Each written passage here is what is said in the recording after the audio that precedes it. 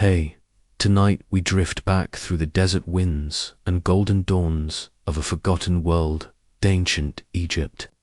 In its final, flickering twilight, you stand beneath the crescent moon as it reflects off the quiet waters of the Nile, Alexandria sleeping at your back, and the scent of salt and incense rising from the harbor below. There are whispers in the air of ambition, betrayal, and love dressed in royal silk. Because tonight, you are about to witness the rise of one of the most fascinating figures in human history, Cleopatra, the last queen of Egypt, and fair warning. Probably learn a lot from this story, so, before you get comfortable, take a moment to like the video and subscribe. Press the notification bell to update many new videos. And while you're here, drop your location and local time in the comments. We love seeing where our night travelers are tuning in from. Now, dim the lights, maybe turn on a fan for that soft background hum, and let's ease into tonight's journey together. You begin in Alexandria, the richest city of the ancient Mediterranean. Streets lined with papyrus scrolls, bronze statues, and shouting vendors. Alexandria is not just Egypt's capital. It's a living engine of culture and politics, where Greek minds and Egyptian gods cohabitate in fragile splendor. And there she is, 14 years old. But her mind already burns like the desert sun. Cleopatra VII, born into the chaos of the Ptolemaic dynasty, where family dinners often end in exile, poison, or polite assassination. Her father, Ptolemy XII, a man so reviled they called him Olitz, the flute player, more court jester than king. When he dies in 51 BCE, you watch his will name Cleopatra and her 10-year-old brother, Ptolemy XIII, as joint rulers. Sounds cute, right? Siblings sharing a throne. Yeah, not for long. You sit beside her in the shadowy palace gardens, where marble lions glare and eunuchs flit like ghosts. She's already calculating, not just fluent in Egyptian, a rarity in her Greek-descended family, but also Aramaic, Greek, and probably a little backroom politics. She's learned that ruling Egypt isn't about bloodlines, it's about survival, and knowing when to smile while sharpening your blade. The court is a nest of cobras. Viziers whisper, priests grumble. Rome, always Rome, leans in from across the sea like a wolf testing the pen. And her brother, well, he's just a puppet, really. Strings pulled by his power-hungry regent and advisors. They want Cleopatra gone, so they push her, first subtly, then forcefully, and by the time she's 17, she's exiled from Alexandria. Gone, just like that. A queen without a throne. Reduced to negotiating her comeback from the deserts of Syria. Here's your historical anchor tonight, Cleopatra. Exiled queen begins raising an army.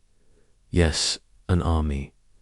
Most teenage girls deal with crushes or chores. Cleopatra's out here building a mercenary force to march on the city that threw her out. That's one way to deal with a sibling rivalry. And this isn't a spontaneous tantrum, it's chess. Cleopatra knows Egypt isn't just her home. It's Rome's breadbasket. Grain from the Nile feeds the empire. That makes her valuably dangerous. Historians still argue whether her exile was fully political or if personal jealousies stoked the fire. Some even whisper that Cleopatra had too much influence, too much intellect, for comfort in a mal-dominated court. But whatever the reason, she refuses to vanish quietly. Now here's your fringe gem, while in exile. Cleopatra likely styled herself not just as a queen, but as a living goddess and avatar of Isis. She wasn't just appealing to Egyptians. She was crafting her myth. And so, on a humid morning in 48 BCE, You approach the Egyptian border with her makeshift army, watching her eyes fix on the shimmering walls of Alexandria in the distance. She's ready to take back what's hers not. Through bloodshed, not yet, but with timing. And a rather memorable piece of interior decorating, because just across the sea, a storm is building. Julius Caesar, fresh from chasing his rival Pompey across the Mediterranean, is about to arrive in Egypt. He's exhausted, battle-worn, and known to him about to become entangled in one of history's most legendary relationships. So here's where you pause. You can smell the spice-lick breeze through Alexandria's harbor, hear the creak of Roman ships docking beside Egyptian triremes. Cleopatra waits, plotting not with swords, but with silk, wit, and a rolled-up carpet. Yeah, that part's real. But let's not get ahead of ourselves, because tonight the moon is full, the air thick with jasmine and treason, and you're standing beside a girl-turned-goddess whose story is just beginning. You duck beneath the linen canopy of a market stall as a gust of Nile wind kicks up a flurry of dust and spice. Alexandria is tense. Word spreads fast. Here gossip travels quicker than arrows. The queen is gone. The boy king, Ptolemy XIII, barely 10, is paraded through the streets like a puppet, and in the palace, it's not a crown that rules it, the whispers behind it. You linger near the palace walls, watching servants scurry, robes flapping like frightened birds. Inside those stone corridors, the air is thick with plotting. Advisors target Ptolemy like he's a doll made of gold. Chief among them is the scheming eunuch Pothinus, who wants Cleopatra erased, not just removed. He's backed by Theodotus, a tutor with a mouthful of polished lies and Achilles, the general who sharpens his ambition with every passing day. It's a full serpent's den, and Cleopatra knows it. But then something unexpected happens. Rome comes knocking, not in peace, not in pageantry. No, Julius Caesar, fresh from defeating Pompey the Great in a brutal civil war, arrives in Alexandria, expecting diplomacy and honor. Instead, he's met with something more horrifying. Pompey's severed head. Yep, that actually happened. Advisors, ever the overachievers, thought presenting Caesar with the head of his greatest rival would win him over. It does not. You stand beside Caesar as he recoils in disgust. The marble floor is stained. A once noble Roman general, butchered and served like an offering. The message from Egypt is clear. We know what you like. The response from Caesar, equally clear. I decide who lives. You don't take that from me, historians. Still argue whether Caesar truly mourned Pompey or merely used the moment to justify deeper interference in Egypt's royal mess. Either way, it cracks the palace wide open. Caesar sets up camp in the royal quarter, declaring he will arbitrate the dispute between Cleopatra and her brother. He's not just here for honor. Now he wants control. Egypt's grain, Egypt's wealth, Egypt's loyalty, and Cleopatra. She sees an opportunity. You find her in the dusty borderlands, wrapped in indigo linen, watching Roman ships glitter in the harbor from afar. She knows she can't just walk back into Alexandria, too dangerous. The palace would slit her throat before offering her tea. So she decides to sneak in. Now comes the juicy bit. With her closest confidant, the Sicilian Apollodorus, Cleopatra concocts one of the boldest and weirdest entrance strategies in ancient history. At nightfall, they roll her up in a carpet or a linen sack, depending on your source, and smuggle her through the palace gates. Yes, you read that right. The most powerful woman in Egypt gets rolled up like a burrito and carried into the royal chamber. You're there as the carpet unfurls before Caesar. and out tumbles Cleopatra 18 years old. Radiant, fierce, and entirely composed, despite smelling faintly of dust and surprise. She doesn't bow. She smiles. Here's your historical anchor. That one moment Cleopatra's entrance changes everything.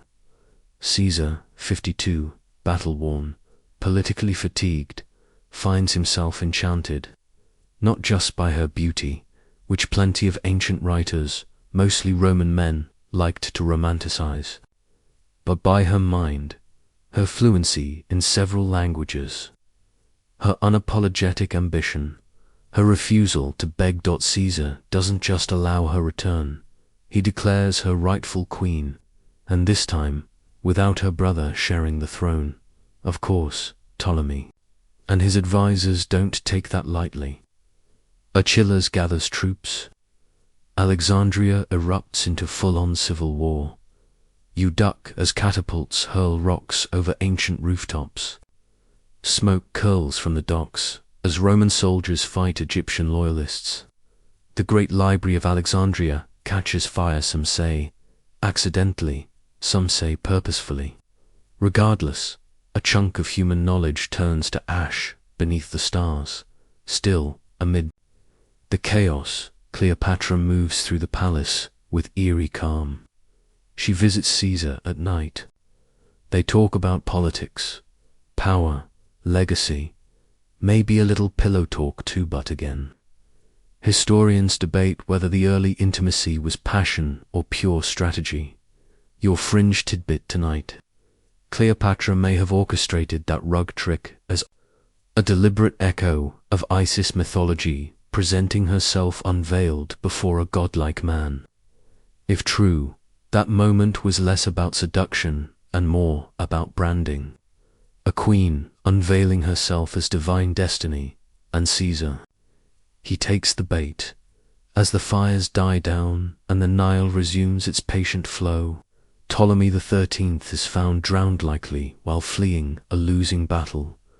Cleopatra is now firmly on the throne, but not alone.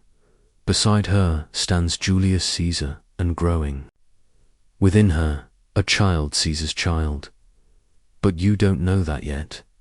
For now, you stroll with her through the marble halls of a palace reborn. The statues gleam again. Musicians return. Alexandria exhales. Cleopatra has survived the Palace of Serpents. And if the world thinks she got lucky with Caesar, she smiles quietly to herself, because luck in her hands always wears a crown. You're standing in the cool, echoing chamber of Cleopatra's private quarters. The chaos of war is over at least for now. Alexandria hums like a lyre's string pulled taut. Outside, golden light floods the city's courtyards, glinting off bronze helmets and alabaster columns. But inside this room, it's all silk shadows, perfumed oil, and the faint shuffle of sandal against tile. Because something is shifting in tonight. You're the only one to witness it. Cleopatra, newly recrowned and radiant, moves like someone who's already planning 10 moves ahead. Her robes are finer, now dyed Tyrian purple, imported from far-off Phoenicia. Gold glints at her wrists. But the real transformation is in her gaze. She's not the girl in exile anymore. She's a queen who played the serpent's game and won. And now the game gets more complicated. Beside her is Caesar, still in Alexandria, still recovering from his Egyptian detour. But he's not just a military guest anymore. He's a lover. Or maybe something stranger, a partner in myth. You accompany them on a pleasure barge floating gently down the Nile. It's Cleopatra's idea. She wants to show him Egypt, not the scheming courts or dusty border towns, but the sacred, eternal Egypt of the gods. The river whispers around the hull as priests chant blessings from the shore. Musicians pluck strings beside incense burners. And in the center of it all, Cleopatra reclines like a living painting dressed not as a queen, but as Isis incarnate. This isn't just pageantry, it's politics. Cleopatra is introducing Caesar not just to her land, but to her narrative. You see it in the way villagers bow, the way high priests nod as she passes. She is Egypt, and now, by association, Caesar, this Roman warlord from across the CS, being folded into the tapestry. Historians still argue, Whether, Caesar enjoyed this trip as a romantic getaway or a political reconnaissance. Some say he found the whole goddess act amusing. Others insist he was deeply enchanted not just by her, but by what she represented.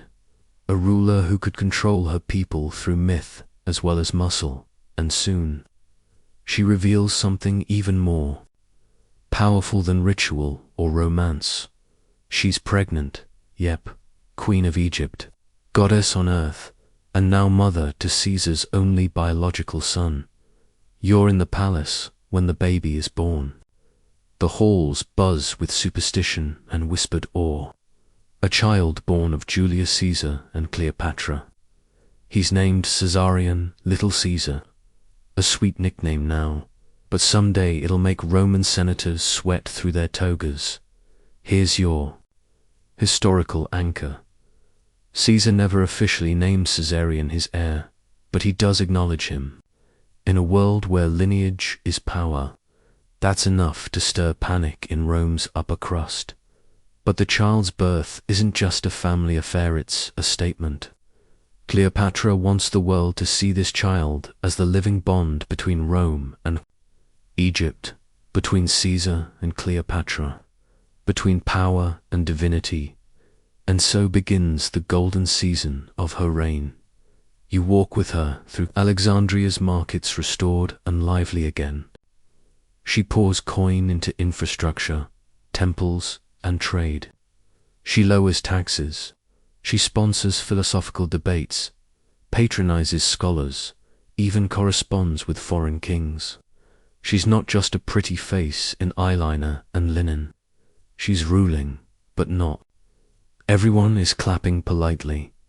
Ptolemy XIV, her even younger brother, and now nominal coroner, sits quietly in her shadow, looking increasingly ... dispensable.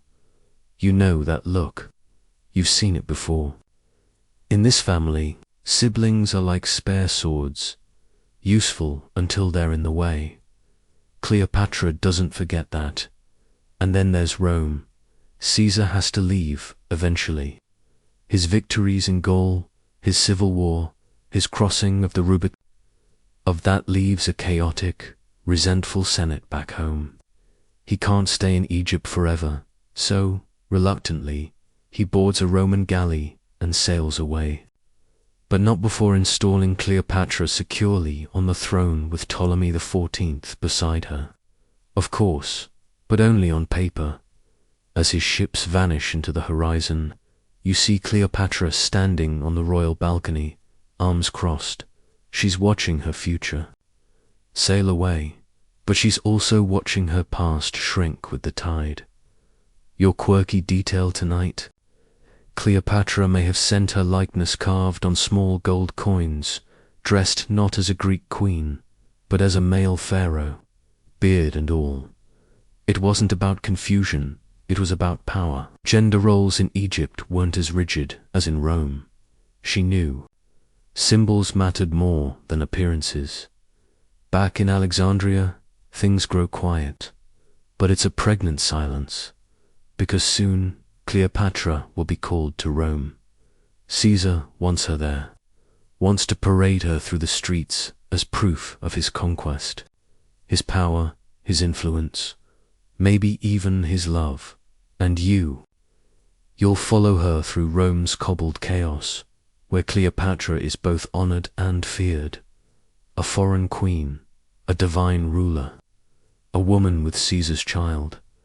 The stakes have just been raised, but remember that barge ride down the Nile, the divine, robes and goddess whispers. That was her rehearsal now. She's preparing for her most delicate performance, yet on a stage where the audience is a senate full of knives. The Tiber River isn't the Nile. It's narrower, dirtier, and it smells like iron and sewage rather than lotus and myrrh. But here you are, walking beside Cleopatra through the streets of Rome where nothing quite feels like home, but everything feels like danger. It's 46 BCE, and Caesar has summoned her to the beating heart of the Republic. He's consul, now technically a dictator, if we're being honest.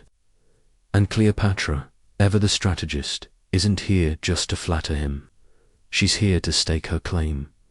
You're with her as she arrives in Rome, not as a guest, but as a symbol. She brings with her a royal entourage, servants, scholars, exotic animals, gifts wrapped in silk, and Caesarean. Always Caesarean. The baby is a living message. Cleopatra is not just a lover, she is family, a queen and mother to what could be. Rome's future. Rome doesn't know what to do with her. People gawk as she passes in her gold-threaded robes. Whispers follow her through marble courtyards and Senate gardens. Some Romans are fascinated, others are furious. Why is this Eastern queen housed in Caesar's private villa? Why is she dressed like a goddess? Why does she walk like Rome belongs?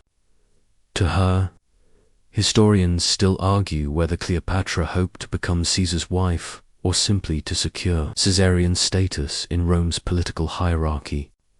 But one thing's certain, her presence turns heads and stomachs, because Roman matrons, in particular, are not amused. Julius Caesar is still married to Calpurnia, a quiet Roman noblewoman who now finds herself publicly humiliated by Cleopatra's arrival. Cleopatra doesn't apologize. She doesn't soften her jewelry or bow her head. In fact, she leans into the spectacle. You walk beside her through the forum, where statues of her likeness begin to appear in honor almost never given to foreign monarchs. She is depicted as Isis, as Venus, as a royal partner to Caesar's growing god-complex. And here's your historical anchor in 46 BCE. Caesar declares himself dictator for 10 years, starts acting more like a king than any Roman had dared. Since Tarquin the Proud, he wears purple. He accepts divine honors. He places his face on coins. And Cleopatra watches with interest, because in Egypt, rulers are gods. In Rome, that makes people nervous. Your quirky tidbit tonight: Cleopatra may have introduced the Roman elite to the tradition of scented sailcloth aromatic linen soaked in perfume, which unfurled dramatically on her ceremonial barge to spread her presence before she even arrived. Talk about announcing your entrance with flair. But tension crackles in the Roman air, whispers in taverns, raised brows in Senate meetings. Caesar is pushing too far, too fast. His arrogance has a cost. And as Cleopatra reclines in his villa, Roman senators' men who still fancy themselves Republicans begin to sharpen their daggers. You're there during Caesar's final days, when the political storm reaches its peak. He parades through the streets in a golden chariot. He rejects a crown offered by Mark Antony in public wise, but it feels more like theatre than principle. Then, the Ides of March, you wake to cold rain and a strange silence.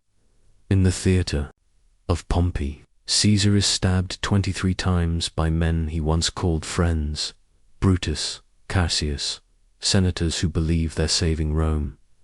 When Cleopatra hears the news, she doesn't scream, she goes still. Historians still argue whether she considered stay in to fight for Caesareans. Claymore knew instantly that Rome would never accept her son. Either way, within days, she is gone. She boards her ships and sails back to Alexandria, Caesarion held tight in her arms, and Rome erupts, factions form overnight, the Senate collapses into infighting, Mark Antony grabs at power, Octavian, Caesar's adopted great-nephew, steps out of obscurity with a very sharp agenda. Back in Egypt, Cleopatra steps off the boat with a cool, unreadable expression. She's lost her greatest ally bit. She is not done, not even close. She declares Caesarion ruler of Egypt, a toddler, yes, but a symbol. Her son by Julius Caesar. She starts calling him King of Kings. A bold move, a dangerous one, especially since Rome now belongs to men who might see that child as a threat. Here's your callback. Remember when Cleopatra stepped out of that carpet? That was her first act of theatrical genius. Now she's staging another. Cleopatra is no longer just a queen. She's a widow of empire, a living goddess, and the mother of Rome's phantom heir. You walk through Alexandria at her side as she begins rebuilding again. Palaces are refurbished, libraries restocked, and spies, oh, there are plenty of those now. She needs to know who's winning the war in Rome, because whoever wins might come knocking on her door. She doesn't wait passively. She starts sending diplomatic feelers to both sides, Antony and Octavian. Watching, waiting, your fringe gem. Cleopatra may have begun commissioning portraits of Caesarion in Roman fashion toga. Laurel and awls, a subtle reminder to Rome. Your emperor had a son, and he lives here. But for now, you stand with her beneath the stars of Egypt, a single woman, a single child, a kingdom poised between rebirth and ruin. She's lost her love, but she hasn't lost her crown. And if she plays her pieces right, she might just turn grief into empire. The Nile rolls on as if nothing has changed, but you know better.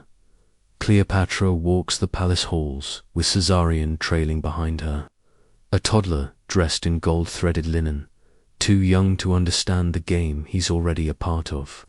His mother watches him closely, her face a mask of calm, her mind is a storm. Julius Caesar is dead. His assassins are dead too. Mark Antony and Octavian have carved up Rome like a rotting fruit. But Cleopatra, she's still playing the long game, and now a new layer of it begins, because Caesarion is more than her son. Here's her claim. You're in the royal court as she announces him, ruler of Egypt. His tiny hands are lifted in ceremonial blessing by the priests of Ptah, and crowds shout his name as lotus petals fall from the balconies. It's poetic theater, but behind the petals is poison. Caesarion. As the son of Julius Caesar is a political landmine. Rome officially refuses to recognize him. Octavian Caesar's adopted son and heir calls him a bastard, an impostor, an Eastern distraction. And while Cleopatra never openly declares war, she's not subtle about what she wants. You pass a temple wall where artisans are already carving Caesarion's likeness beside his mother's, not as a child, but as a young god-king, tall, confident, arms outstretched. This is more than pride. It's propaganda. Here's your historical anchor. Cleopatra's reign after Caesar's death is marked by a calculated blend of restoration and elevation. She's not just stabilizing Egypt, she's rebranding it, and herself. She pours wealth into temples, sciences, trade routes. Greek philosophers lounge in shaded courtyards, debating geometry while sailors load spices bound for Arabia. She launches building projects, reforms the tax system, and funds medical schools. If you're picturing her as a beauty queen lounging on cushions, adjust your lens. This woman is running a kingdom while staring down an empire. Meanwhile, little Caesarion is trained like a pharaoh. Tutors drill him in languages, history, statecraft. He learns how to sit still while priests anoint him with oil and how to nod like a king when advisors speak too long. He's barely 5, but already he walks with his hands behind his back, imitating the marble statues in the palace. And yet, as you stroll through the moonlit gardens with Cleopatra, you sense the shadows growing longer. Mark Antony, Caesar's old right hand, now rules the eastern Roman provinces. He's a general, a survivor, and, well, let's say he has a taste for luxury. You've heard the rumors drunken banquets in Tarsus orgies by the sea, elaborate festivals where goats wear gold leaf and everyone pretends not to notice. Cleopatra notices, and she sees an opening. Here's your quirky tidbit tonight. When Cleopatra first contacts Mark Antony, she doesn't write a letter. She sends a message wrapped in myth and pageantry, a summons, disguised as an invitation. If Caesar was the divine strategist, Antony is the flawed warrior, and she knows exactly how to light that fuse. Historians still argue whether her intentions were diplomatic, seductive, or both. But what's certain is this: when Antony calls her to meet him in Tarsus, she doesn't just arrive, she descends. You're aboard the barge as it sails up the Cydnus River, Cleopatra reclining beneath a gold canopy, dressed as Aphrodite, goddess of love. The sails drip perfume, musicians strum lyres, children dressed as cupids toss rose petals into the water. It's so absurd, it's genius. Antony watches from the shore, slack-jawed, and then she smiles. It's a smile that says, I am not Rome, I am older than Rome. I am Egypt, I am divine. And Antony, veteran, general, man of ambition and appetites, falls hard. You witness the beginning of their alliance in a private chamber thick with incense and strategy. It's not just passion, it's politics. Cleopatra needs a Roman ally. Antony needs Egyptian gold to fund his campaigns against Parthia. They toast, they laugh, they whisper, they begin.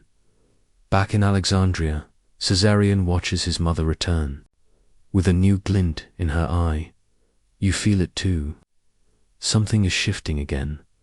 She's not just the widow of Caesar anymore. She is now the queen beside Antony, together.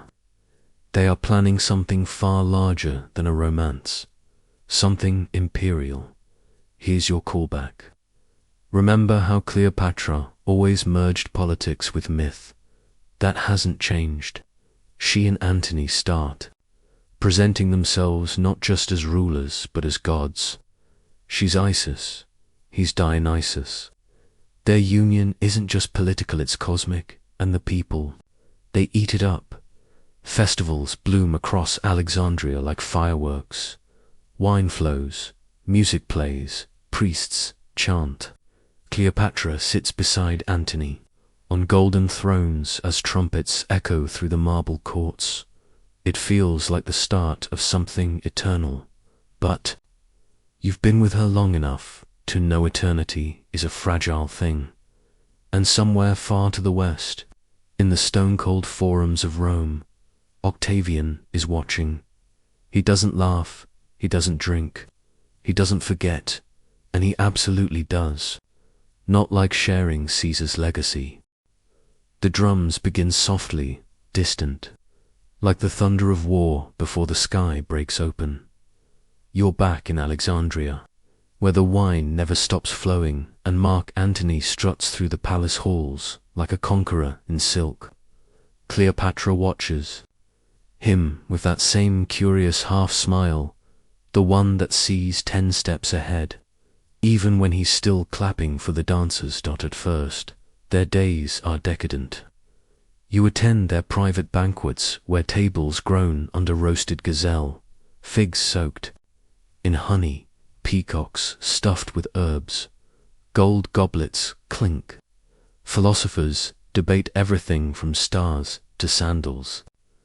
There's a running joke in court that Antony is Egyptian now, which is code for completely under her spell.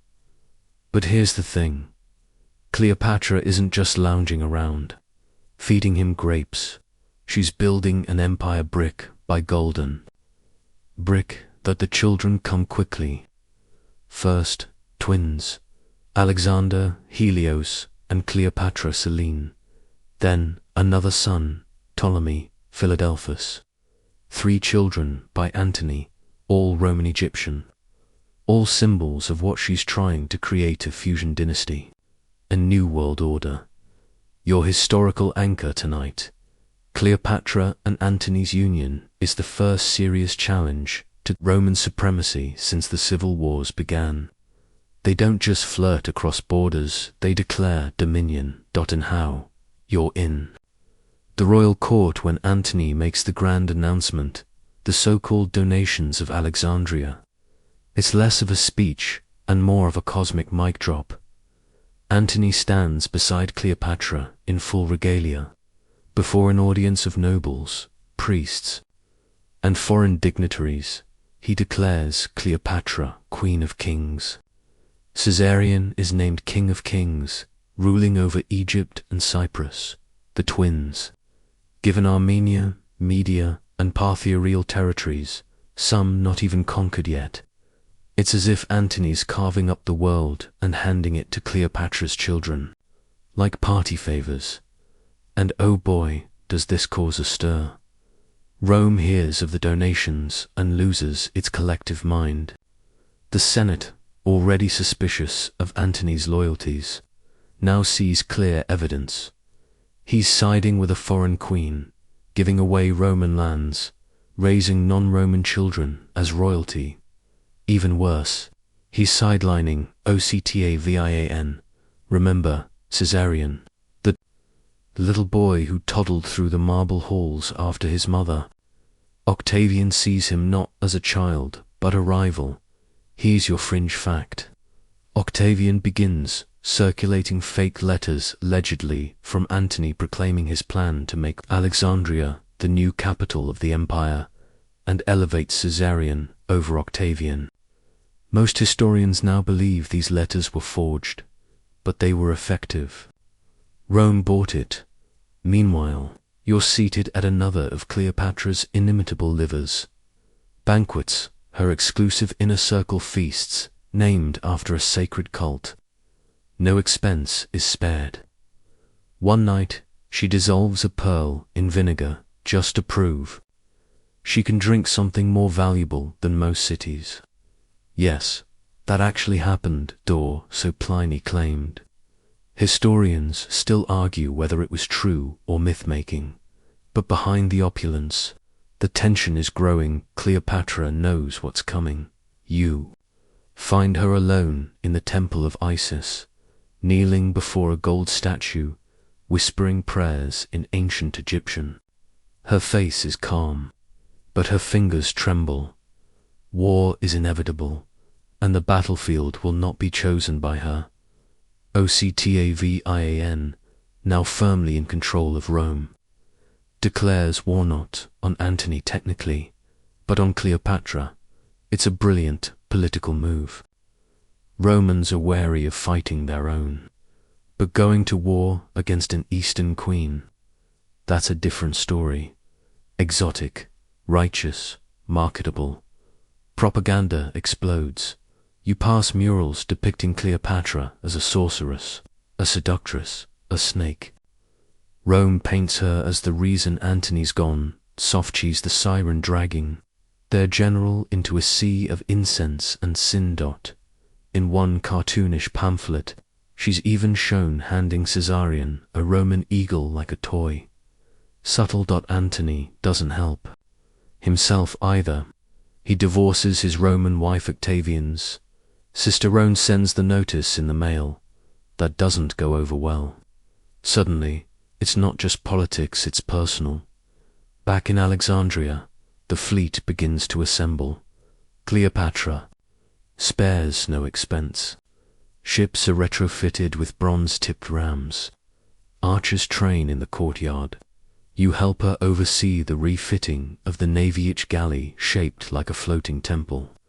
Oars shining in the sun like spears of light. And then, ... silence. You stand with her on the palace balcony, looking west. The storm is gathering over the horizon. The greatest naval confrontation of the ancient world is coming. A CTIUM. But for now, there's quiet. The kind of quiet that makes your skin itch. The city sleeps nervously. Antony feasts with generals. Cleopatra studies charts late into the night. Your callback. Remember that first army she raised in exile at 17. She hasn't changed. She's still the girl who builds armies when others expect her to fall. The breeze off the Mediterranean tastes metallic. Even the gulls seem to scream with more urgency now. You're aboard one of Cleopatra's warships, drifting slowly out of the Alexandrian harbor. Below deck, sailors whisper prayers to gods who haven't answered in centuries. Above, Cleopatra stands beside Mark Antony, eyes fixed west. They both know what's coming. They just don't know how badly it will end. But let's not rush into tragedy quite yet. The year is 32 BCE, and war with Rome is official. Not war with Antony, as far as Octavian tells it. No, that would be messy. It's war with Cleopatra, the foreign queen, the seductress, the threat to Roman order. His propaganda machine runs hotter than a blacksmith's forge. Statues of her are defaced. Songs mock her in the streets. Graffiti paints her as a witch, casting spells with her eyes and bathing in donkey milk to stay young. Your historical anchor. This was the first war in Roman history declared against a single individual, not a nation, not a tribe, a queen, and yet Cleopatra is not panicking. She throws herself into preparation. You walk beside her as she inspects her fleet in the harbors of Ephesus and Samos. The ships gleam in the sun, more than 200 of them. Many massive double-decked monsters with battering rams and archers lining every rail. Antony commands the Roman half of the fleet, but it's Cleopatra's gold funding the whole operation. That part's often forgotten. This isn't just her. War by name, it's her. War by investment. Her ships, her sailors, her grain, and yes, her presence. She doesn't stay behind the scenes. She boards the flagship, rides alongside Antony in armor adorned with Isis emblems. You hear her voice over the crashing of wavescom clipped, commanding. This is no royal mascot. She's in it. Historians still argue whether it was wise to bring the Egyptian fleet at all, whether Cleopatra's presence compromised Antony's credibility among his Roman troops. Some say morale cracked when they saw her gilded barge beside Roman triremes. Others argue her ships were superior, and without her, Antony wouldn't have stood a chance. But either way, it's too late to undo what's done. Your quirky tidbit. Tonight, Cleopatra may have personally directed repairs and construction on several of her ships, one of the few monarchs in ancient history to take such a hands-on approach to naval logistics. She was no stranger to blueprints. And now, the sails go up. The Battle of Actium begins on September 2nd, 31 BCE. You're in the thick of it. Thunder rolls not from clouds but from catapults. Flaming arrows scream through the sky. Galleys crash like iron whales, shattering oars and breaking ribs. Cleopatra's flagship hovers at the edge of the fray, huge and slow but menacing. She waits, watching, and then something happens, something that historians still can't agree on. Cleopatra turns her ship and flees the battle. Some say it was planned a signal to retreat, a strategic fallback. Others say it was panic or betrayal or an accidental move misread as cowardice. The truth you'll never know, only that she turns, her sails catch the wind, and her golden ship cuts away from the blood and fire like a dream breaking off from a nightmare. And Antony, he follows her. He abandons the fight, jumps ship, leaves his fleet mid-battle to pursue Cleopatra. Through the smoke and surf, it's a moment of legend, tragic, unbelievable, and it seals their fate. Octavian wins the fleet. Leaderless and disoriented, collapses. Survivors surrender or burn. The sea is littered with the wreckage of Cleopatra's empire, planks, bodies shattered bronze, and dreams reduced to driftwood. You're with her as her ship reaches Alexandria days later. She says nothing, not for hours, not even to Antony. She walks barefoot through the palace, the corridors now too quiet, the torches too dim. The city is still hers, but she knows the math now. It's not a question of if Octavian comes, it's when. Still, she does not surrender. Call back. Remember that first night in Alexandria, when you watched her plan her return from exile. This is the same woman, older, wearier, yes, but sharper. She's calculating again. She still has cards to play. She begins liquidating her treasures. Temples are emptied. Vaults are opened. Gold is melted. You see it firsthand. The jewel of Egypt stripped and turned into war money. Not because she thinks she can win, because she's planning a final escape. A plan built not on hope, but on legacy. And somewhere across the Mediterranean, Octavian, soon to be Augustus, is preparing, too. Not just for war, but for spectacle. Because when he arrives in Egypt, he won't just want victory, he'll want Cleopatra as a trophy, alive and paraded, just like a captive queen in a Roman triumph. Cleopatra knows it, and that, she will never allow. The sky over Alexandria is too bright for morning. You squint in the dusty sunlight as Cleopatra walks the palace gardens with Caesarion. He's 15, now tall, serious, with his father's eyes. Or at least, that's what people say. You're never quite sure if it's truth or wishful. Comparison. Octavian is on the march. He's crossed into Egypt. His just unnervingly silent move, like the rising tide, city after city falls. Some surrender before the first arrow flies.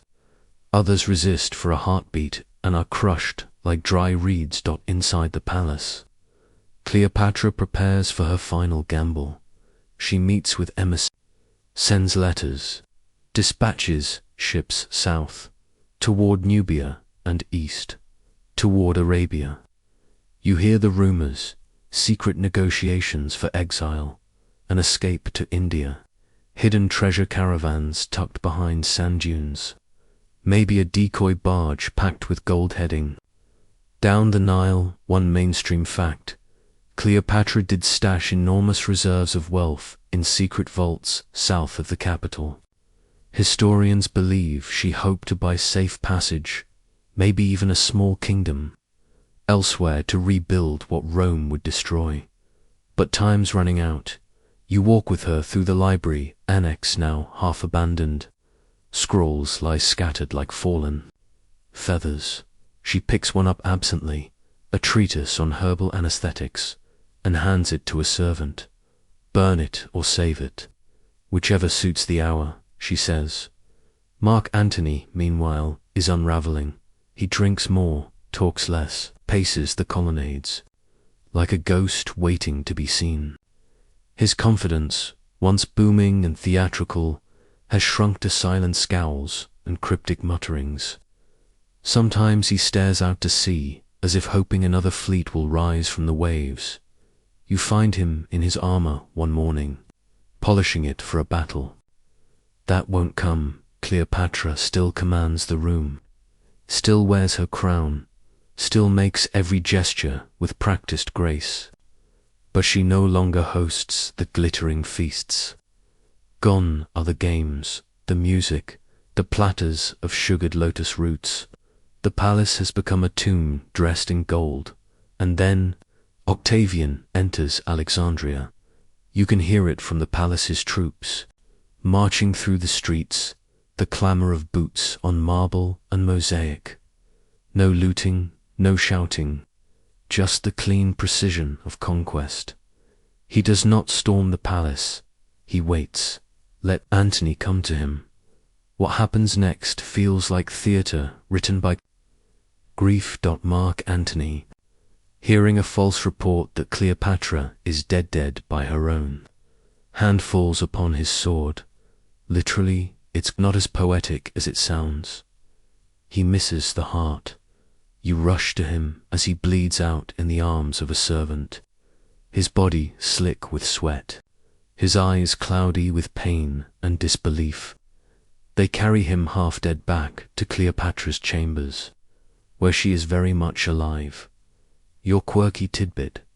The story goes that she had him hauled through a window using a rope and pulley system because Octavian wouldn't allow a direct meeting.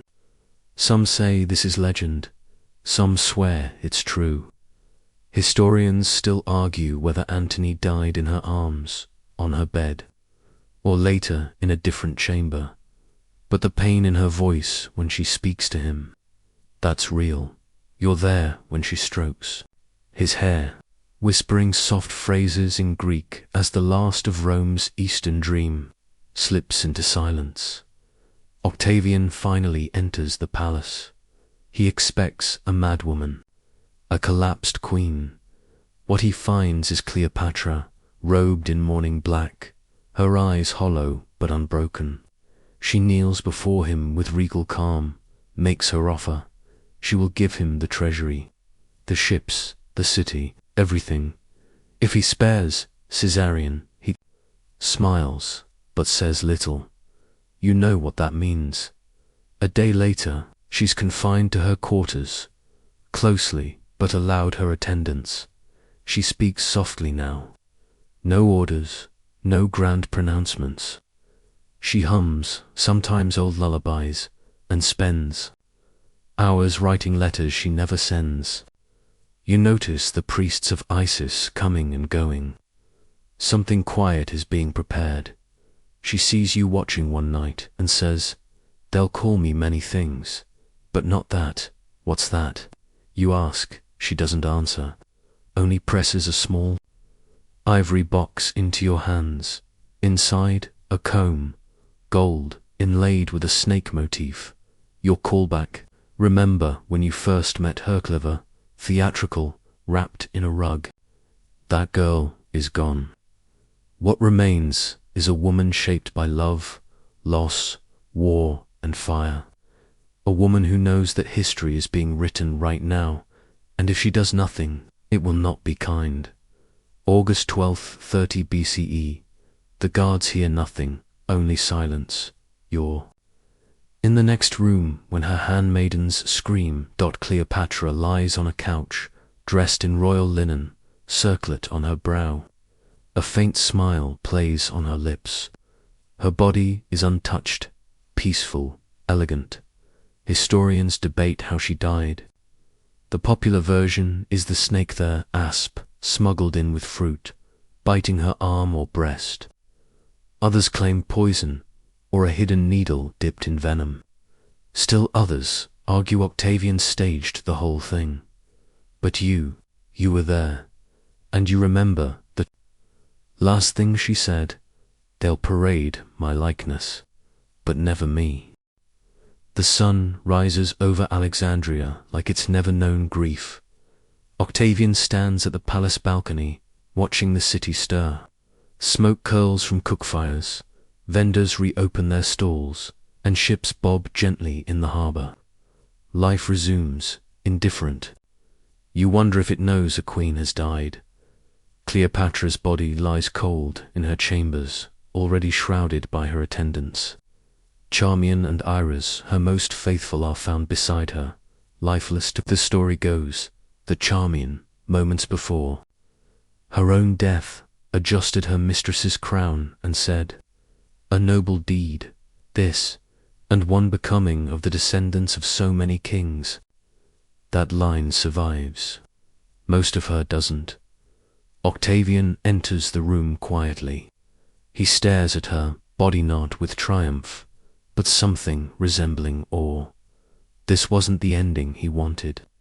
He had planned a Roman parade, a public humiliation, a queen in chains. That was the message. Instead, Cleopatra has robbed him of his prize.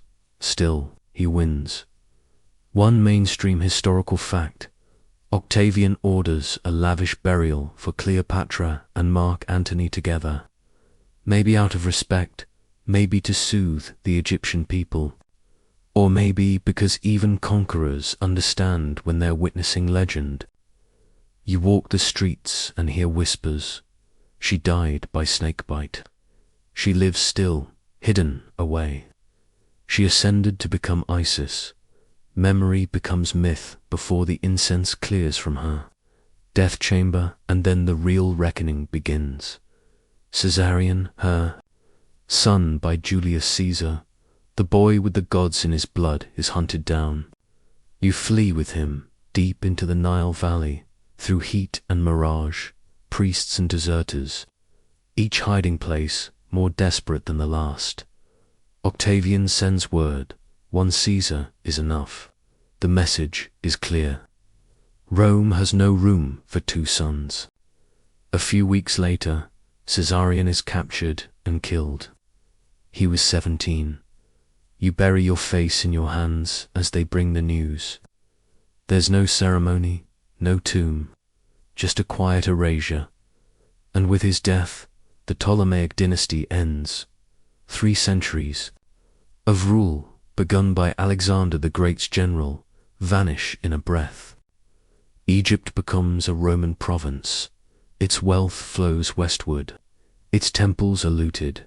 Its grain shipped in Roman hulls. The Nile still floods.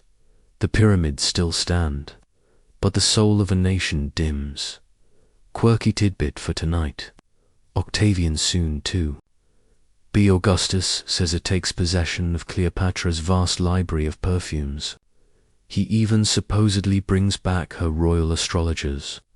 Fashion trends in Rome shift overnight. Cleopatra's eye makeup, her hairstyles, even her favorite flower oils become all the rage. The queen is dead, but her brand thriving. You wander the palace one last time. The marble floors echo beneath your sandals. The once glorious feast halls are empty. Ivy creeps through cracked frescoes. The throne room stands quiet, the gold leaf peeling from the arms of the her-backed seat where Cleopatra once sat, flanked by panther carvings. Historians still argue whether her reign was truly independent or just a balancing act between Roman warlords. But as you trace your fingers along the cool stone of her tomb, you realize that doesn't matter. Not really. She chose her fate. She chose it in the way she lived in control, on her terms, wrapped not just in silk but in story. Rome will rewrite her. Later poets will call her a temptress, a sorceress, a danger to civilized men.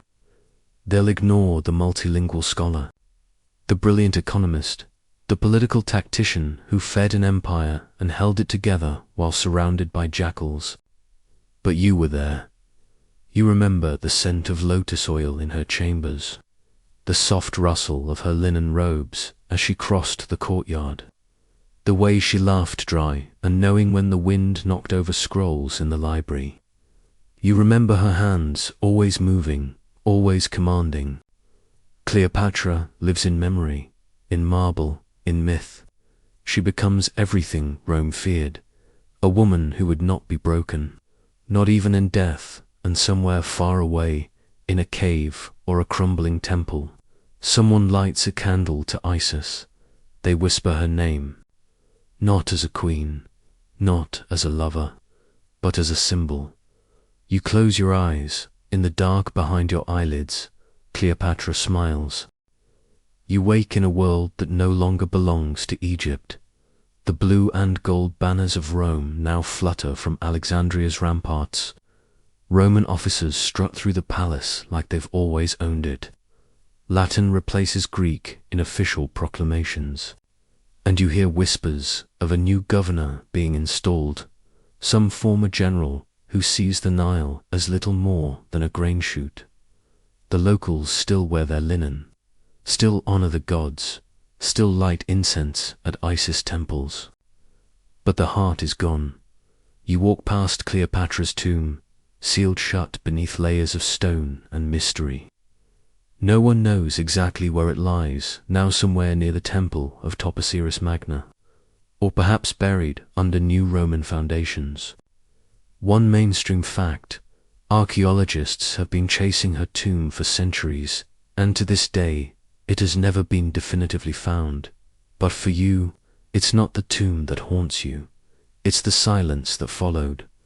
Alexandria feels hushed. The laughter of scholars, the shouts of philosophers in the agora, the hum of scribes in the library are quiet now. The great library itself, once the brightest jewel in Cleopatra's city, stands mostly intact. For now, but its light has dimmed. Without a queen to protect it, it won't survive long. Your old routines vanish. No more urgent messages to foreign dignitaries. No more silk shipments to catalogue. Your hands feel empty without scrolls or ink or orders whispered in Cleopatra's low, commanding voice. You feel like a ghost in your own city, and still Rome expands. Octavian returns home to a hero's welcome. He takes the title Augustus. Not a king, no. The Romans hate that word, but something bigger. First citizen, emperor in all but name. Quirky tidbit time. Back in Rome, Augustus commissions coins with crocodiles on them, symbols of Egypt tamed by Rome. Imagine that. Your whole world reduced to an animal chained to a palm tree. Very tasteful. Historians still argue whether Augustus respected Cleopatra or merely used her image to legitimize his power. Some suggest he admired her cunning. Others say he feared what she represented, a challenge to Rome's patriarchal order, a queen who wielded desire like a sword and intelligence like a shield. You walk the harbor at dusk, sandals crunching against broken amphorae. The water smells of salt and iron. The city's rhythm is out of tune, like a lyre with one string too tight. Sailors haul Roman goods past, wine, weapons, marble statues with dead eyes. Alexandria feeds an empire that once envied it, and then you hear a song, faint, foreign, sung in Greek. It comes from a small boat drifting lazily near the docks. A woman sits inside, dressed in faded linen, her face in shadow, but her voice carries. You stop and listen. It's a lullaby. One Cleopatra used to hum when she thought no one was listening. You sit down on a stone block and let it wash over you. You close your eyes. For a moment, you're back in the palace garden, where Caesarion once chased ibises through the reeds. The wind is warm. The papyrus rustles. Somewhere, a panther yawns, when you open your eyes again. The boat is gone. You begin collecting pieces. A scroll hidden in a cistern, one of Cleopatra's letters, never sent. A ring with the royal cartouche etched so finely it fits beneath your fingernail. A fragment of broken glass from her private perfume vial, still faintly fragrant with myrrh and rose. You hide them away. not for glory, not for historians, but so that someone someday might remember her differently, not as a seductress, not as a footnote to Caesar and Antony, but as a ruler, a mother, a mind, a storm in human form. That night you sleep beneath the stars on the palace roof. The sky spins slowly overhead, full of names and shapes: Scorpio, Leo, the ibis of Thoth, the eye of Horus. You whisper her name to the sky, not loudly, not in mourning, but like a secret between old friends. Cleopatra. The wind shifts, soft as a breath. Maybe it's just the sea breeze, or maybe the last queen of Egypt isn't truly gone, not while her story still moves through you like the tide. Days become months. The Nile rises, the Nile falls. Rome sends statues, taxes, and governors, but it can't replace what's been lost. You find work again, slowly. At first, it's small things, reading Old Greek for a Roman official who can't make sense of it, guiding a senator's wife through the ruins of Cleopatra's garden, pretending it doesn't sting when she asks, wasn't she just some courtesan?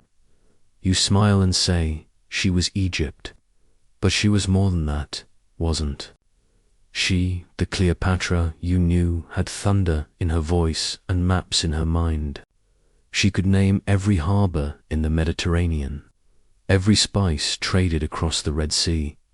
She once told you that the future belonged to those who shaped memory, not just battles. Historians still argue whether Cleopatra saw herself as Egyptian or Greek. She was Macedonian by blood, Egyptian by devotion. She spoke 9 languages, including Egyptian, the only Ptolemaic ruler to bother learning it. That wasn't politics, that was identity. And you speak in whispers now. Alexandria has become a city of whispers. You notice them one morning in the marketplace, 2 young girls playing a pretend court. One is the queen, the other is Antony. They pretend to drink wine and argue over maps drawn in dust. You laugh until one of them says, "Then the snake bit her, and she died." The game stops. You watch them, even here, among children. Her death outshines her life. You want to shout, she was more than her ending. But you don't. Instead, you buy honey cakes and slip away. Quirky tidbit: Cleopatra once commissioned a royal calendar reform. She worked with astronomers to synchronize lunar and solar cycles. Some say she planned a temple that would align with Sirius on her birthday cosmic throne. The Romans scrapped it, of course, but pieces of the math remain, buried in dusty scrolls. The Romans bring their own stories. They call her Regina Meretrix, the harlot queen. Poets mock her ambition, say she bewitched great men, but some Roman women, in private, begin to admire her. You overhear one say, "At least she ruled. What do we get to do? Sew sandals and host dinner parties." You nod, quietly. One mainstream fact: Augustus bans any surviving statues of Cleopatra in Rome. But copies persist in secret. Her bust appears later in villas, temples, even buried beneath garden mosaics. She slips into the Roman subconscious like smoke, never truly gone, never fully remembered. One evening, you return to the harbor. The moon hangs low. The wind smells of cardamom and fish. A merchant you know, an old friend from Cleopatra's court, leans against a crate, sipping date wine. He asks if you still dream of her. You nod. He says, "She was the last real monarch we had. Now we're a grain field." You laugh, a dry, brittle sound. He raises a cup in the moonlight. "To the queen who made emperors tremble, You drink, it burns, and as you look across the black waters, you wonder what Cleopatra would have thought.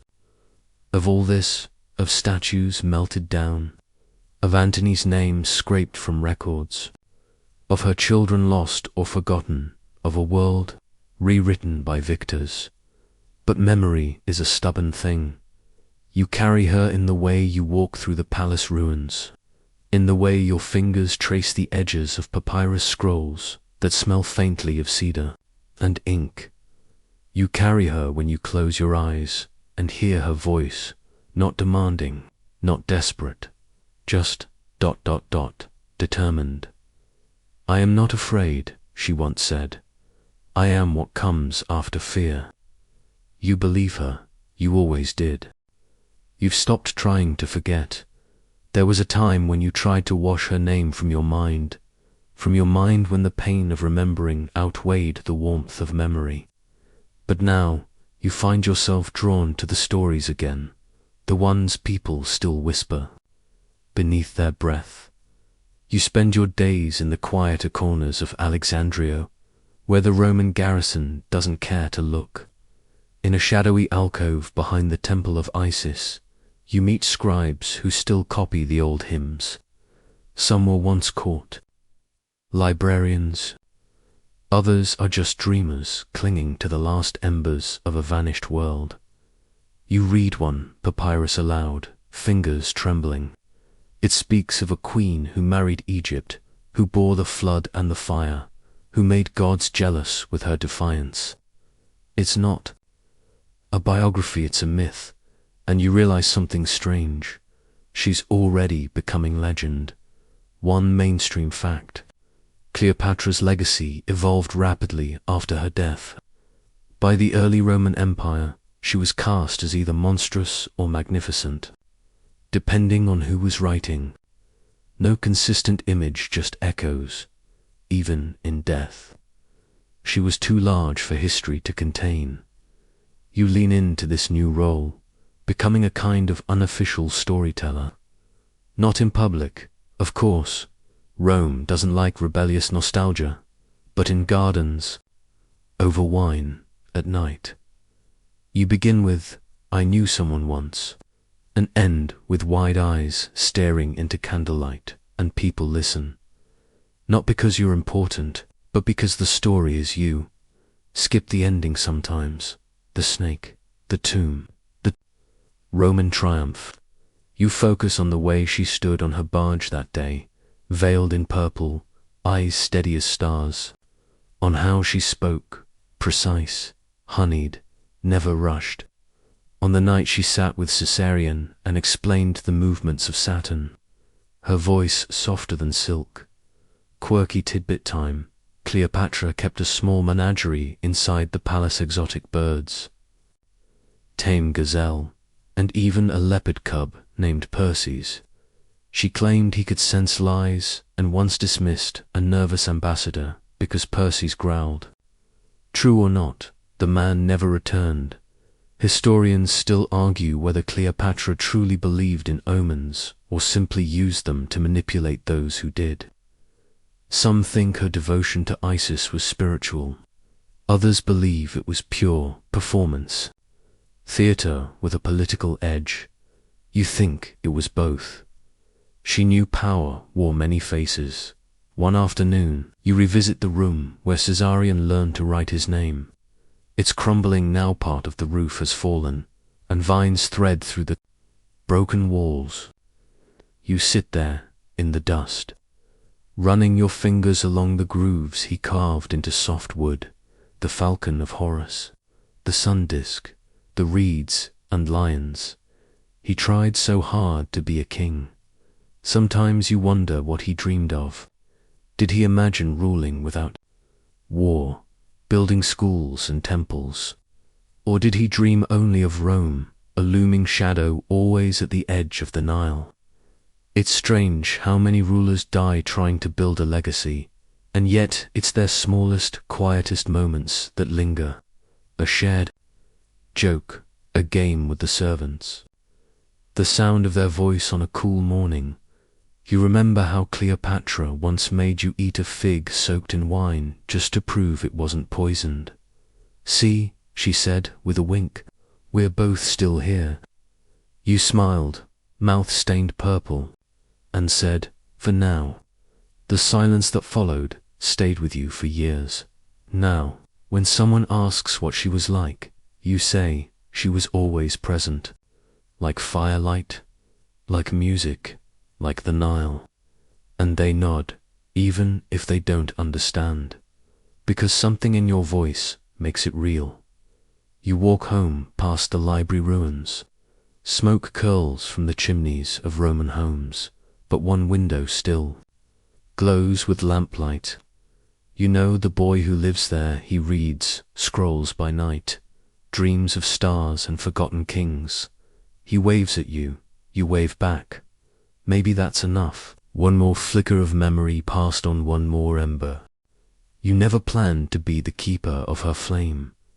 But life has a strange way of assigning roles you didn't audition for. People seek you out, now strangers, travelers, even a Roman clerk once asking, what was she really like? Not the queen, the woman. And every time you pause. Because how do you explain Cleopatra? Do you tell them about the time she ordered a theatre performance on the steps of the Serapeum and played the lute herself badly, hilariously badly just, to make a diplomat laugh? Or do you start with the time she negotiated with Nabatean, traders entirely in Aramaic, winking at you when their mouths fell open? She was 1,000 things at once, and none of them easy to summarize. Historians still argue whether Cleopatra manipulated her lovers or genuinely loved them. Some paint her as a siren, others as a brilliant strategist trapped by Roman machismo. The truth. You think she lived like a storm, unpredictable, powerful, and occasionally tender in the eye of it all. And now the city is beginning to remember. A merchant carves her likeness into a silver coin, careful to keep it hidden from Roman eyes. A potter inscribes her name, Cleopatra Philopator, in demotic script on the bottom of a water jug. It'll fade with time, but for now it lives, a fringe. Tidbit. Some say Cleopatra's tomb was built not in Alexandria at all, but on a sacred island in the Nile Delta, lost to floods and silt. Fishermen swear they've seen statues beneath the water-golden heads, stone serpents. Of course, most dismiss it, but a few they still search. You dream of it sometimes, not the tomb, but her voice echoing across water, calling your name like a breeze through reeds. Come home, it says. You spend your mornings by the sea now, not doing much, just watching the ships roll in. You bring bread for the gulls and a sketchbook to keep your hands busy. You've taken to drawing her, not how the Romans sculpted her, but how she looked when she thought no one was watching. Hair loosened, eyes shadowed from sleep. A sly half smile that meant she was plotting something, always plotting something. One mainstream fact. Augustus had all references to her systematically purged from public temples and inscriptions. Yet even so, her memory proved slippery. In time, Egyptian peasants began calling a certain constellation Cleopatra's crown. When the stars aligned just so, they whispered, she's watching still. One evening, a girl sits beside you on the seawall. She's maybe 12. Her robes patched, eyes too sharp for someone her age. She asks if it's true. Cleopatra cursed the Romans. You laugh. She didn't need to. They cursed themselves. She grins. My uncle says she'll return someday, in another form. You hand her a fig and say she already has. You're asking about her, aren't you? The girl stares at the horizon, thoughtful. Maybe that's how it begins again. You never expected to find peace. But somehow It's crept in like mist. It doesn't erase the loss. Nothing will. But there's a quiet rhythm to your days now, stories whispered in shadowed courtyards, names scratched under mosaic tiles, candles lit in hidden alcoves. You hear a lute one night, faint and off-key. Someone's trying to recreate the Queen's infamous performance. The notes rise, falter, then catch. You close your eyes and let the music drift over you. For a moment, you feel her beside you, laughing softly, elbowing you in the ribs, whispering, "Told you I'd never be forgotten." And you believe her, because here you are, still speaking her name. It's just past dusk when you return to the square where the Queen once walked, disguised, barefoot among the people no one remembers now. At least, no one who dares say it out loud. But you do. You remember how she moved like smoke fluid unpredictably, and how she carried herself even when cloaked in the same linen tunic as a fruit vendor. She listened then to the people, to their quiet complaints, to their hopes whispered between bites of pomegranate. She didn't always respond, but she always remembered. That night is clear in your memory.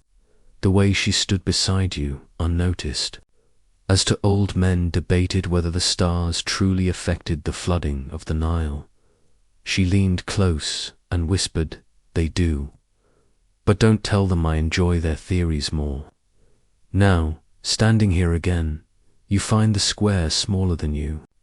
Remember, the market stalls are mostly Roman now. The colors, the spices familiar but dulled. But one thing remains. The air still smells of cumin, brine, and crushed oranges. And that scent is memory. One mainstream fact: Cleopatra was fluent in at least 9 languages: Greek, Egyptian, Latin, Aramaic, and others. She rarely used interpreters, preferring to speak directly, even to foreign emissaries, a skill that often unsettled her Roman counterparts, who relied heavily on go-betweens. She was impossible to outmaneuver when words were her weapons. And yet, she also listened. That was her true art. She heard what people didn't say, knew how to pause just long enough to make silence speak volumes. Historians still argue whether her empathy was genuine or calculated, whether her strolls among the poor were PR or heart. You've decided it doesn't matter. She did it. She was there. That's enough. You pause by a vendor selling honey-drenched cakes. The scent makes your stomach growl. "Want one?" the old man asks.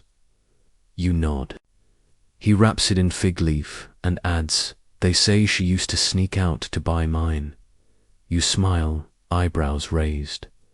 "How old are you?" "Not old enough for that," he chuckles. But the story sticks, and that's the thing about her now. She's in stories more than scrolls. The library is gone. The busts have been melted down, the coins recast. But she survives in breadcrumbs, in recipes, in lullabies, in curses muttered under breath, and in boats named Cleopatra's Grace. A quirky tidbit in some villages.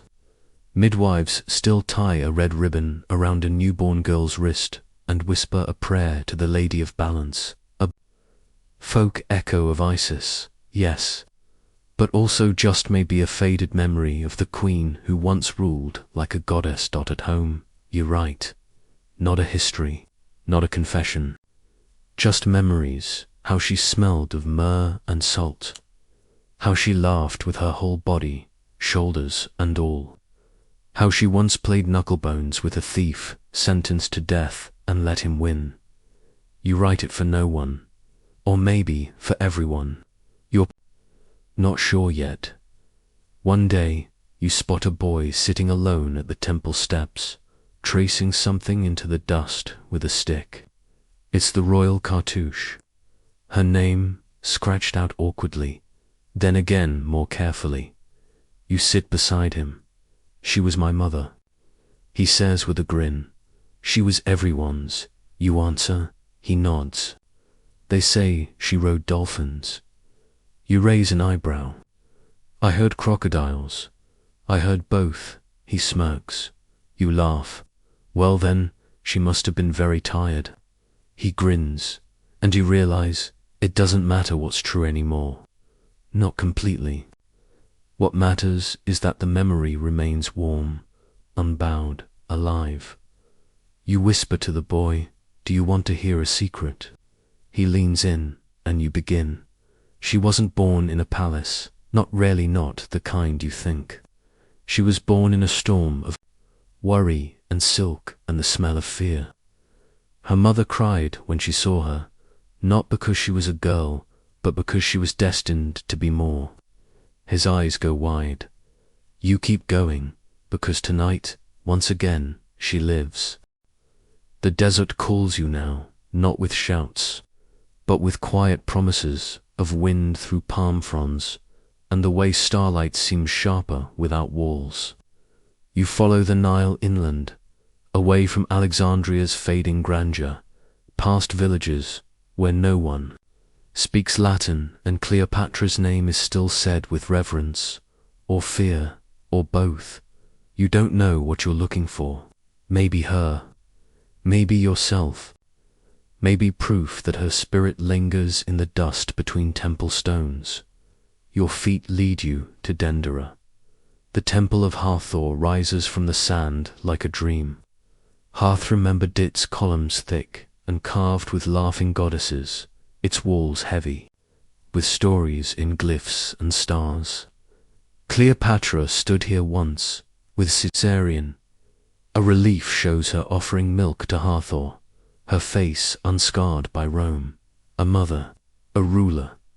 Divine. One mainstream fact. Cleopatra is the only Ptolemaic queen depicted, as a pharaoh on a temple wall beside her son. She stands equal to Caesarean, both wearing double crowns, both presenting offerings to the gods. It was more than vanity. It was a statement. Egypt still lived. Egypt still had rulers born of its soil. You place your hand on the wall where her figure is carved, cool stone, smoothened by time and reverence. The guide behind you clears his throat. She was real, he says simply, as if reading your mind, and yes, she was. You remember how she would tilt her head when pondering a difficult decision, eyes darting upward as if consulting the heavens. How she twirled a gold ring between her fingers when nervous. How she once whispered to you, drunk on wine and laughter, if I had been born a man, Rome would kneel. You told her Rome was already kneeling, they just didn't know it yet. Quirky tidbit. Some local farmers claim that during the annual flooding, Cleopatra's name appears in lotus blooms, that her spirit rides the tide, checking to see if Egypt still grows strong. You scoff when you first hear it, then pause, because it sounds like her. She'd want to check. She'd have an opinion on irrigation, on soil, on lotuses. Historians still argue whether Cleopatra truly embraced Egyptian religion or used it merely as political theatre. After all, she was Greek. Her family hadn't even spoken Egyptian for generations.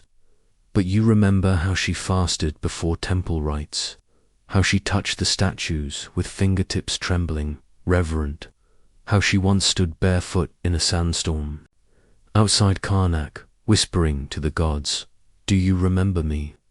Yes, she believed, perhaps not in every god, but in Egypt. Always. You sleep that night beneath the stars, on a woven mat outside the temple courtyard. No dreams, just wind and silence. In the morning, you're met by a boy with bright eyes and bare feet. He brings you dates and asks, did she really speak to snakes? You smile. She spoke to everyone. Snakes just listened better than men. He laughs, then runs off, kicking up dust as he goes. You linger for days, maybe weeks, losing track of time in the endless stretch of golden light. You help rebuild a collapsed granary. You teach a girl to write her name in Greek and Demotic. You draw Cleopatra again and again in the margins of your journal, always different, always changing, sometimes smiling, sometimes fierce, sometimes simply watching.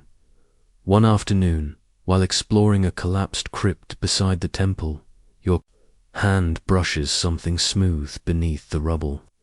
A shard of ivory, carved. You wipe away the dust. It's part of a face-high cheekbone, strong brow, a piece of a statue, maybe, or a mirror decoration. Either way, unmistakably hers. You stare at it for a long time, heart thudding quietly, not because you've found treasure, but because you've found proof. Proof she was loved. Enough to be carved, saved, hidden. You leave it there, it belongs to the earth now. At sunset, you climb a dune and watch the horizon. The Nile sparkles far off, and the sky turns copper, then violet. You speak aloud, just once. A whisper carried by the wind. You are not forgotten, and for a moment the breeze stills. You return to Alexandria with sand still clinging to your robe and temple dust in the creases of your hands. The city feels different now, not just because Rome has dug in deeper. New statues of Augustus stand where hers once did, and Latin barks from street corners like an imported bird trying to claim the Nile, but because something inside you has shifted. You're no longer just watching the aftermath, you're carrying it. The harbor still sings, though. Gulls circle overhead. Fishermen shout in dialects older than empire. And the sea rolls on like it always has, indifferent, magnificent. You walk past the ruined library. It was gone before her fall. Really, Julius Caesar's siege, years earlier, burned the scrolls, and Alexandria's heart never truly recovered. But what stings isn't the absence of books. It's the silence where students once debated whether the moon or the sun moved faster. Cleopatra used to sit in on those arguments, half hidden behind a screen, mouthing along with philosophers she knew would soon be proven wrong. One mainstream fact: although Cleopatra wasn't formally trained as a philosopher, she funded research, mathematics, and medicine. Records from nearby temples suggest she supported early studies on gynecology. Some speculate her court midwives documented herbal contraceptives and treatments for childbirth complications. And then there's the rumor she once had a private debate with a blind philosopher over the ethics of empire. He reportedly said, "You see too much." She replied, "You see just enough." Historians still argue whether she had true intellectual merit or merely surrounded herself with brilliant men. But you watched her compose letters in 4 languages, cite texts from memory, and win arguments with scholars twice her age. She didn't need brilliance around her. She was the brilliance. You wander past a half-standing shrine where her image used to rest. It's been replaced with a Roman eagle, polished and cold. But in the alley beside it, scrawled in charcoal, someone has drawn her profile. It's crude, childlike, but unmistakable: larched nose, long neck, a star above the brow. You trace it with your eyes. She lives, a quirky tidbit, even after her death. Some Alexandrians would place lotus petals in their wine and whisper her name before drinking. They believed doing so would bring clarity of speech and cleverness in love. The Romans outlawed the practice, of course, which only made it spread faster. You remember her voice now, not the public one, polished, commanding, but the private one, the one she used when reading poetry aloud, or mocking a poorly written ode Low, musical, always amused. Even when tired, one night, she recited lines from the Tale of Cinna by oil lamp light, and added her own twist at the end. And then he returned home, only to find Rome had moved in and redecorated. You'd laughed so hard you nearly knocked over the wine. She didn't fear Rome, not at first. She studied it like a puzzle, observed its vanity, its hunger for order. They conquer everything except themselves, she'd once said, and that will be their undoing. She wasn't wrong.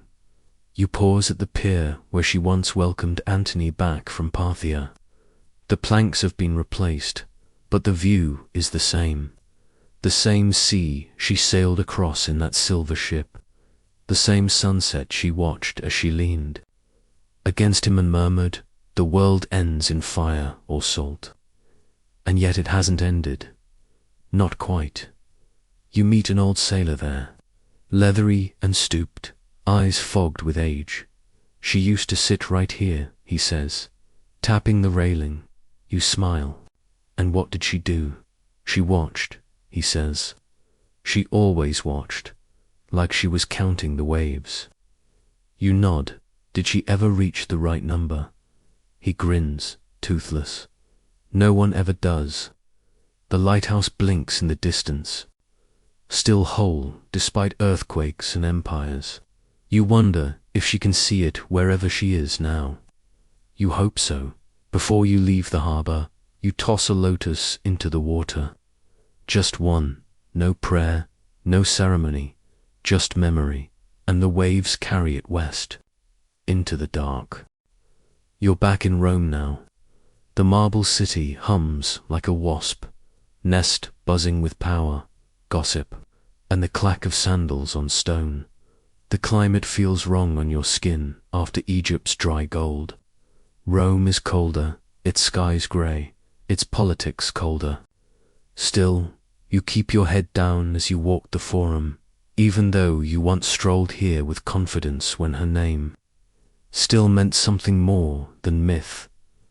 Cleopatra is a whisper here, a scandal, a lesson.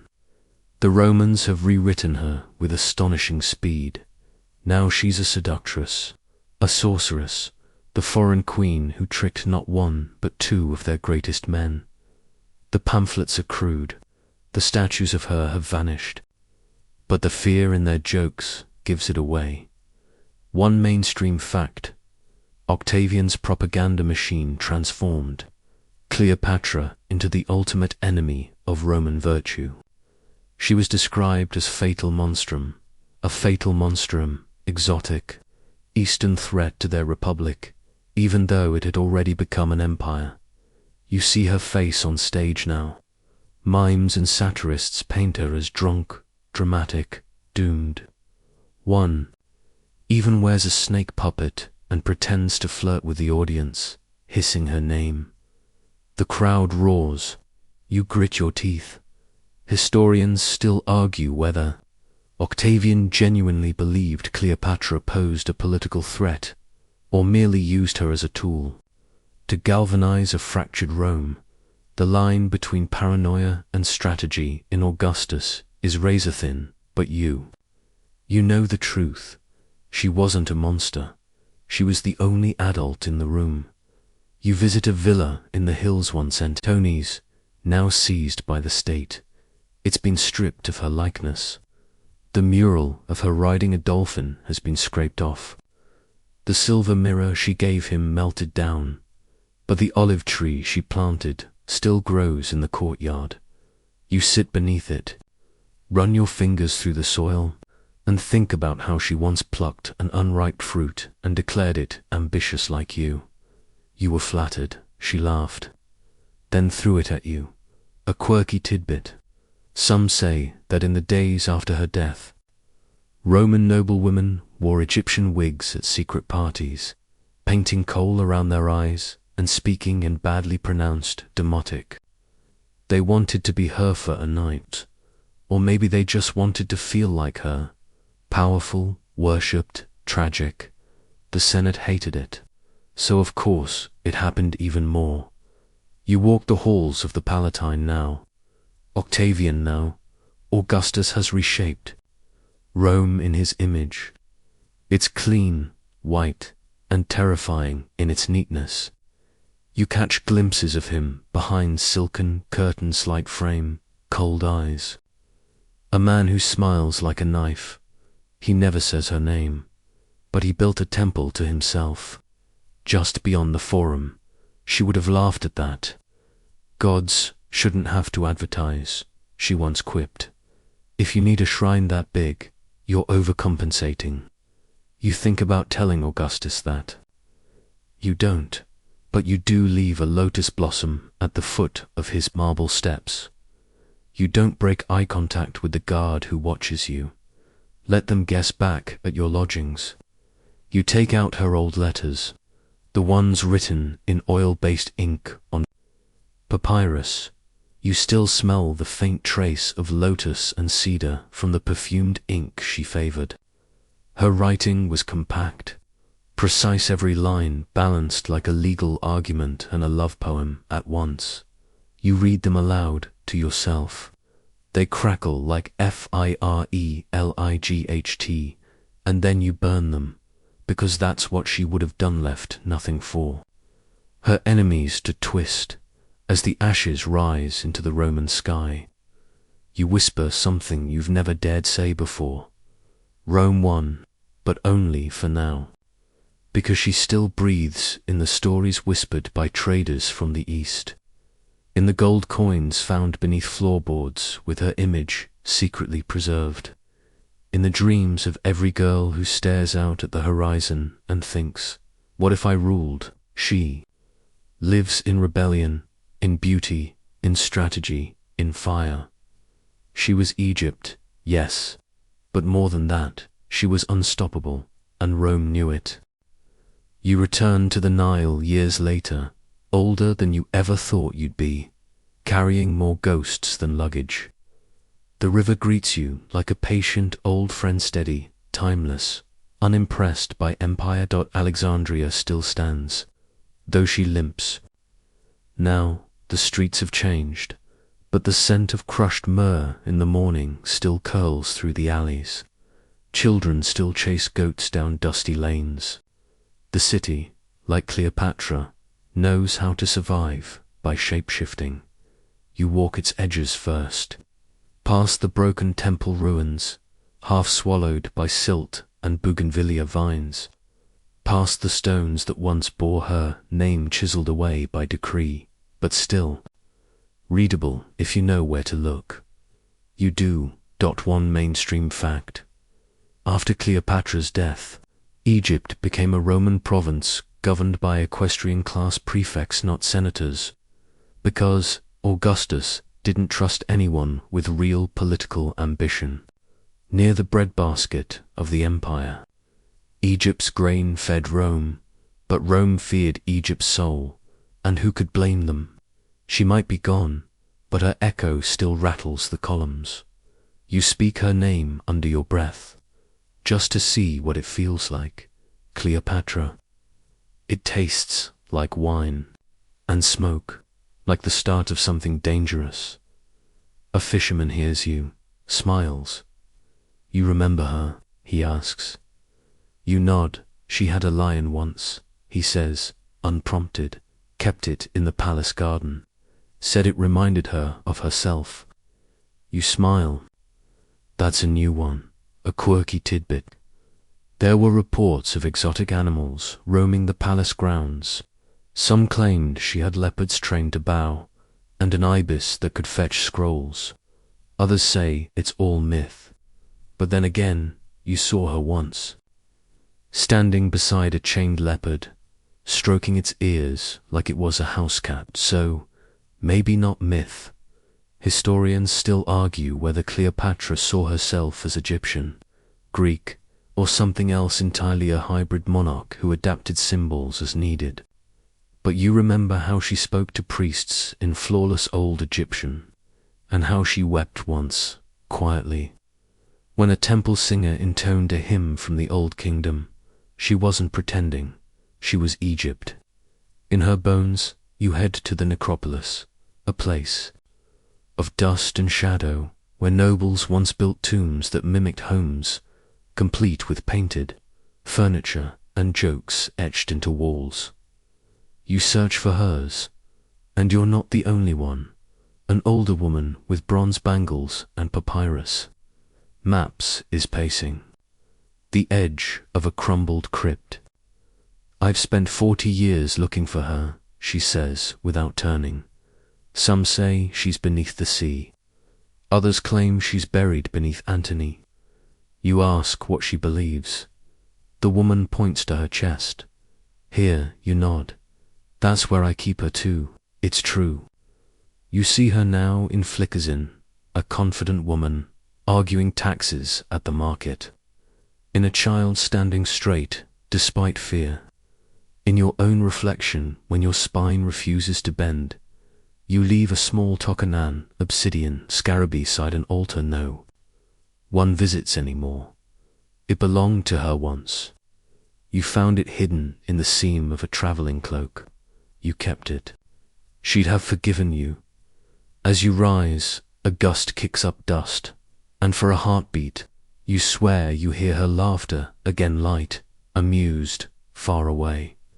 You chase it through the corridors of the past, through alleys painted with old graffiti, through the faces of dancers in temple festivals who wear crowns of gold paper and pretend, just for a night, that Cleopatra walks again. And maybe she does, because the thing no empire understands what Augustus never grasped is that memory doesn't die when a body does. It slips into songs, into rituals, into bedtime stories whispered beside oil lamps. It becomes legend, and legend is harder to kill than any queen.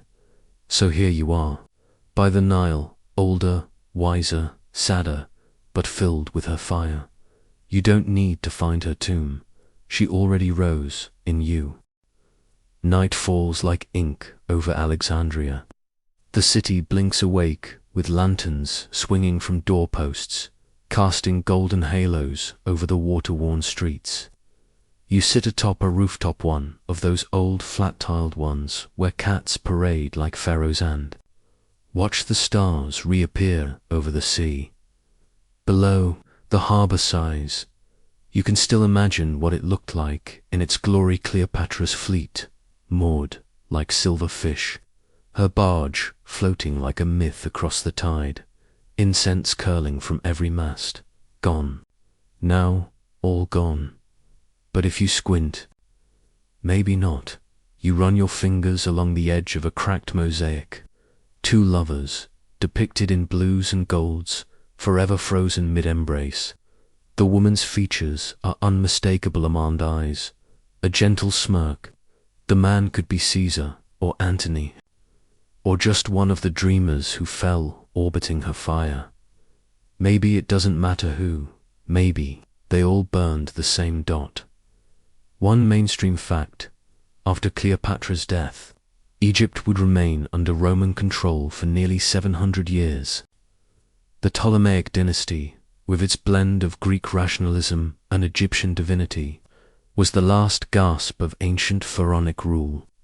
With her, that flame winked out. You lie back and stare at the sky.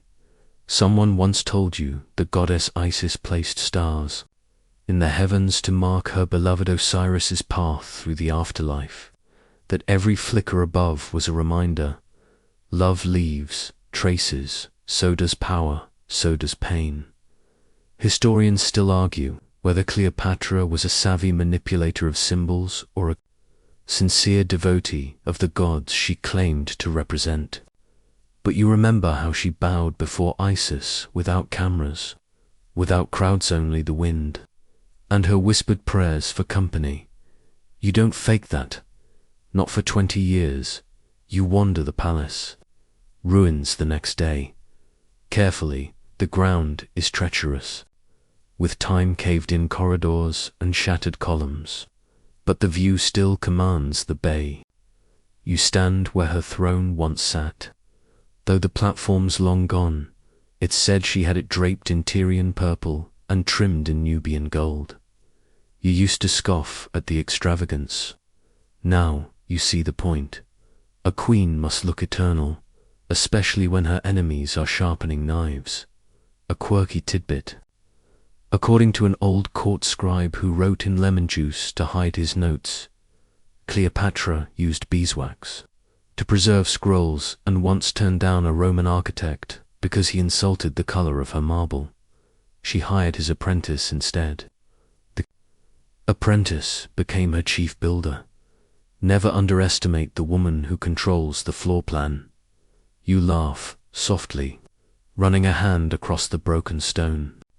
The sun is setting again, the color of pomegranates, and for a flicker of a second, it's not ruins you see but a court alive with silken sound.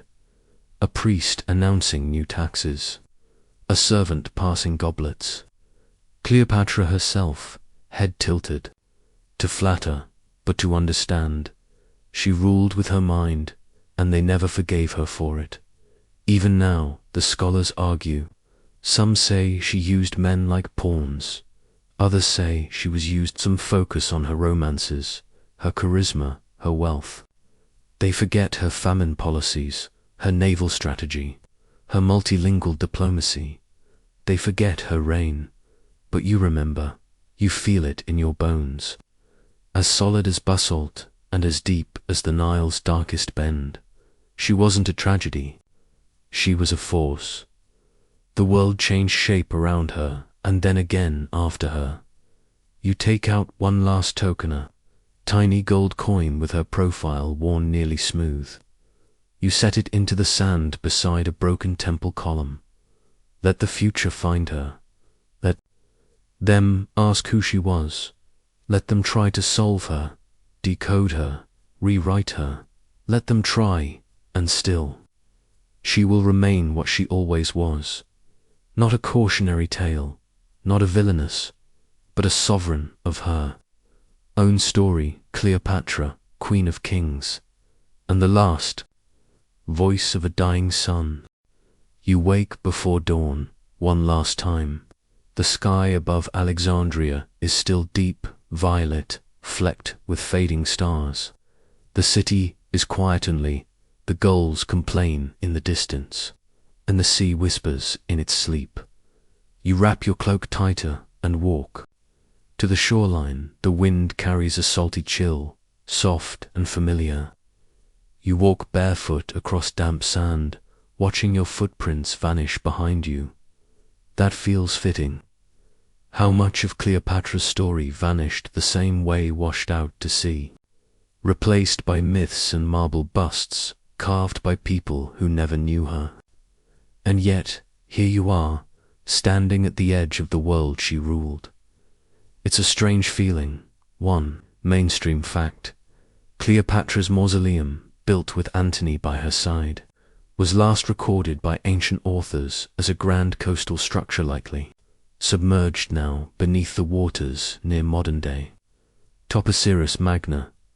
Archaeologists have hunted it for decades with sonar and scuba tanks, but her final resting place has never been found. You sit on a crumbling stone outcropping, just above the tide line. Imagine for a moment what she might have thought in her final days, her children taken or at risk, her city falling, her gods silent, the great Isis no longer answering, Rome at the gates. She could have begged, could have fled, but she chose a serpent, or so they say. Historians still argue whether Cleopatra died by asper bite, poisoned ointment, or even staged suicide with Octavian's secret permission. But you recall how she feared cages more than pain, how she once watched a lioness pace inside an enclosure and muttered, "That's not how a queen ends." She was right. No cage, no parade, just silence, mystery, and salt. A quirky tidbit. 1. Roman source claims her final note to Octavian, read only, "I have done what I must. Please bury me properly." Another swears it included a lock of her hair tied in silk, and one completely wild theory suggests she didn't die at Alshi, escaped by boat with her twin body double and lived in secrecy. Unlikely, sure, but part of you wants to believe it, because stories don't need to be true to be right, and Cleopatra knew that better than anyone. The waves inch closer now, licking the toes of the past. You watch the horizon bloom with morning light, turning the sea to liquid amber, the color of old honey, the kind Cleopatra might have stirred into her tea, while plotting the rescue of Egypt or the seduction of an empire. The city awakens behind you. Bells clink, vendors shout, life stirs again. Alexandria doesn't mourn. It remembers in alley murals of queens with snake bracelets, in lullabies sung in fading Coptic, in the way women here walk with heads high, eyes sharp, laughter ready. You rise slowly, brushing the sand from your palms. No grand ending, just the world turning, as it always has, with Cleopatra somewhere in its turning. And maybe that's enough, because she never asked for forever, just memory, and memory, that's yours. Now you carry her with you, wherever you go next. The sky is soft now, its colors melting into the sea. The city behind you hums with quiet motion, peaceful, slow, like a heartbeat just before sleep. You breathe in the salt, the sunlight, the long shadows of memory, dot and exhale. Let it all go, let the ships drift, the scrolls roll shut. The queens fade into twilight. It's okay, Cleopatra's story was never meant to be just history. It was meant to be felt, to echo, to flicker into your thoughts when you least expect it. A candle flame in a hallway, a whisper behind a curtain, a crown that doesn't gleam but glows. She's still here, in the quiet, in the way your breath slows, in the hush between waves. So as the sand cools beneath your feet and the last gull cries overhead, let your thoughts float like papyrus on water. Let the Nile carry them to the past and the future. And somewhere in between, you've walked through wars, through gold and ash, through love and venom and silk-threaded secrets. You've stood in a queen's shadow, and it didn't dim you. It showed you how to burn brighter. Now the world is still again. The stars return, and you are safe. The story is over for now. Close your eyes, breathe deep, and let Cleopatra sleep.